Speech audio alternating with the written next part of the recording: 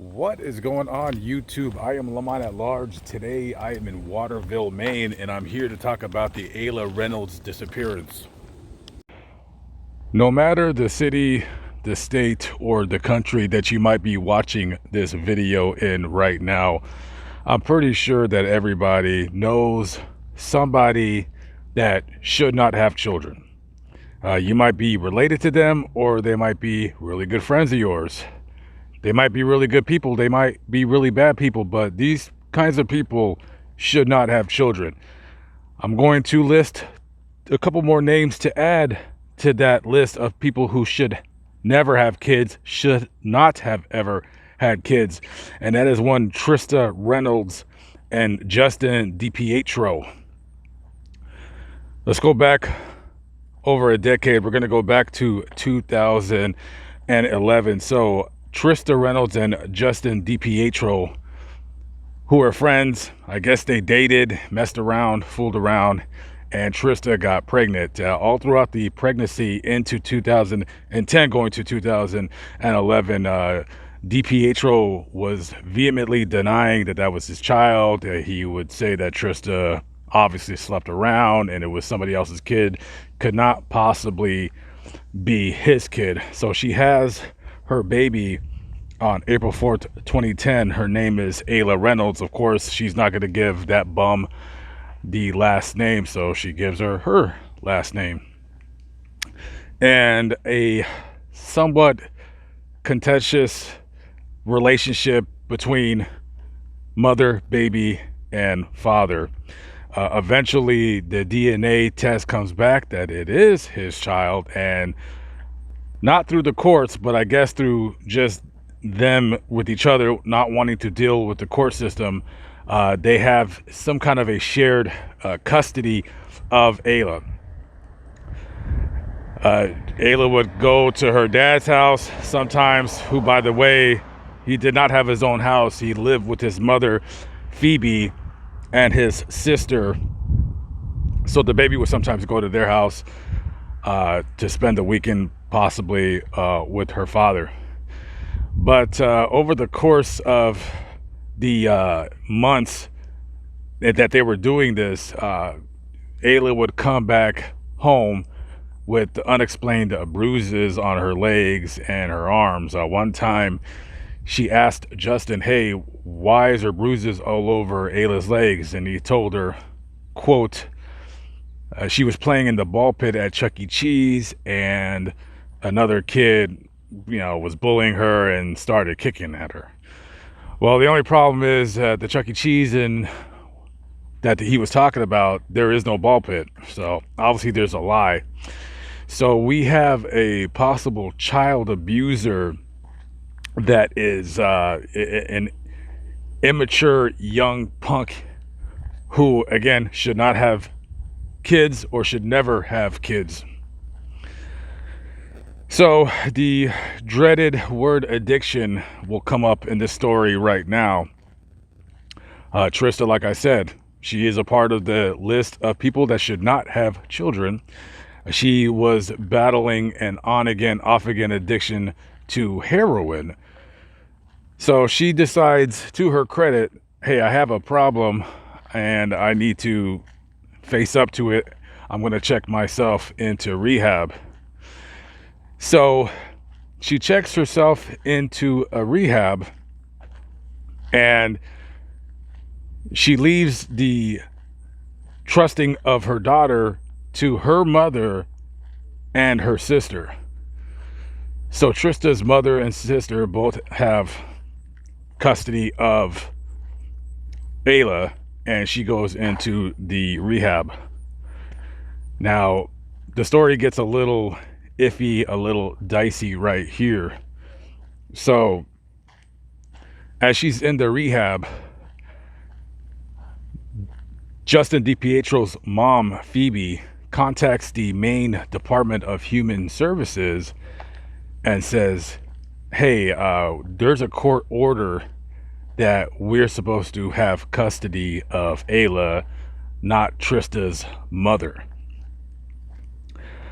So a worker comes to the house. Now, normally when DHS is called in whatever city or state, you're going to have a home check. You want to check the home to see if everything is okay, what the conditions are like, so forth and so on.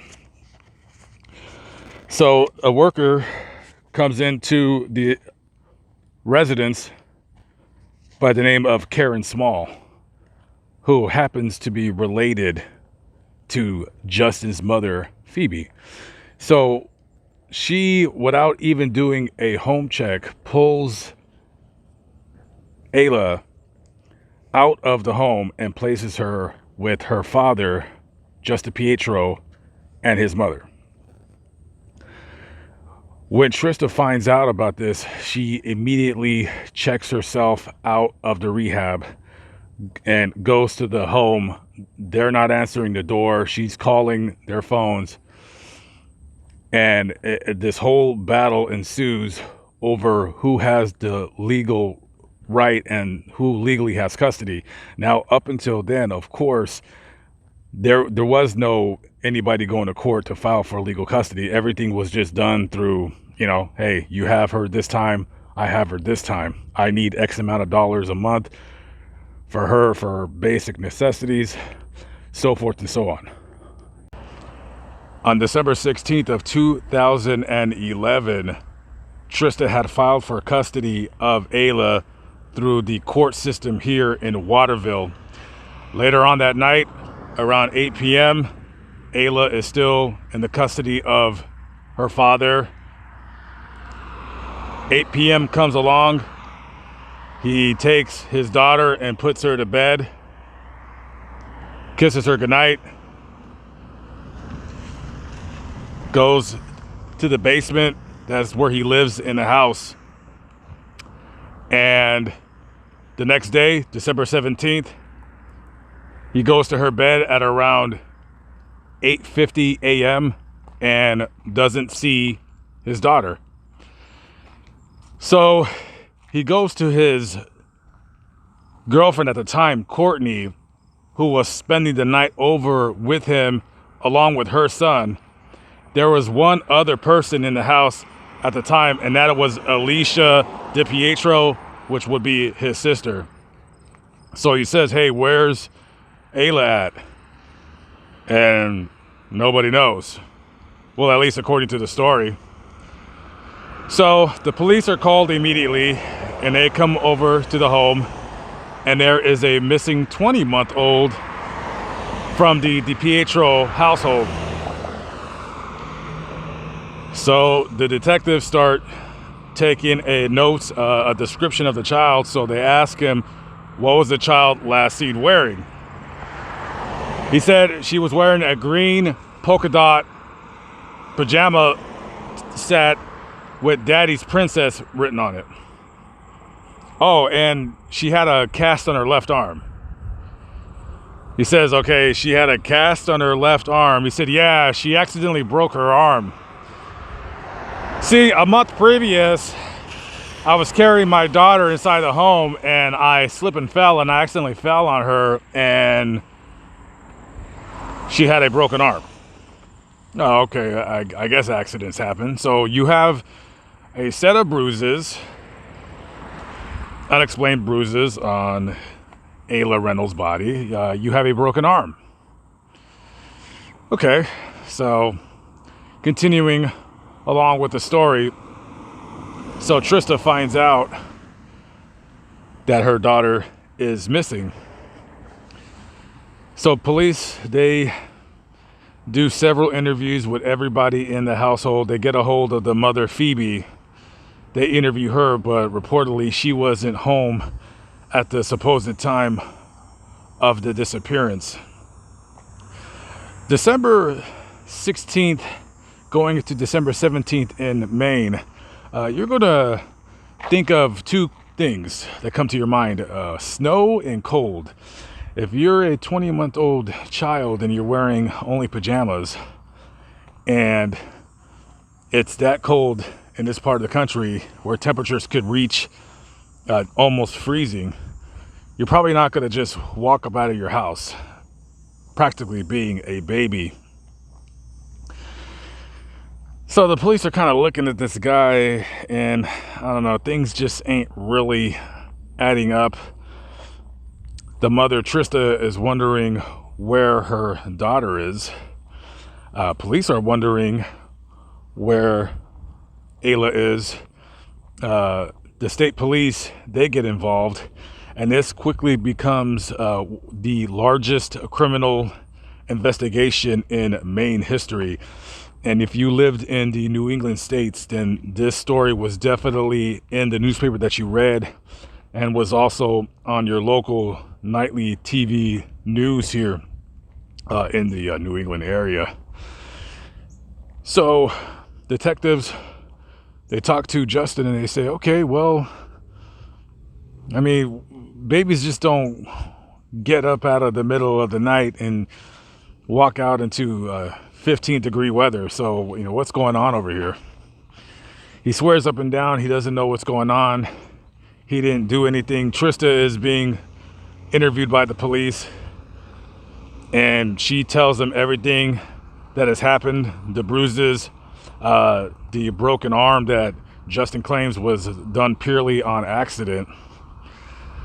So you have, as I present to you right now, at bare minimum, a child abuser, and at maximum, possibly a child murderer.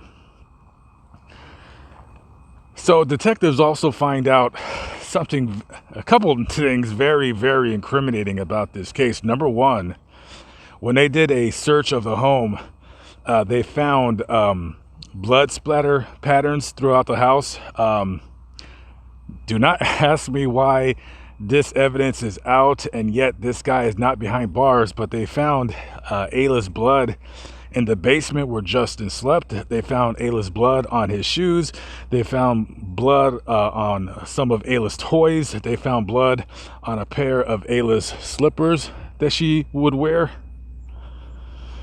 And the amount of blood that they believe was found would not be able to be excused away by, oh yeah, she cut herself or she did this. They estimate that it was upwards of about a cup of blood. So you're not going to get that from a cut. You're not going to get that, you know, from anything of that sort, of that nature. You're more likely going to get that from a very serious injury. And let's also talk about the life insurance policy. 3 days before her disappearance, the father, Justin DiPietro, takes out a $10,000 life insurance policy on his 20-month-old baby daughter. Now, I don't have children, so who am I to say what you do with your money? But just being a casual observer, bare minimum, of stories such as this, isn't it kind of strange how it's already strange as it is to take out a life insurance policy on your child, but to take out a $10,000 life insurance policy and then 3 days later she disappears. I find that very strange, and I find that hard to believe. There's definitely more to this case than meets the eye. I cannot believe that these individuals are not in jail or under a prison for this girl's disappearance and more than likely her murder.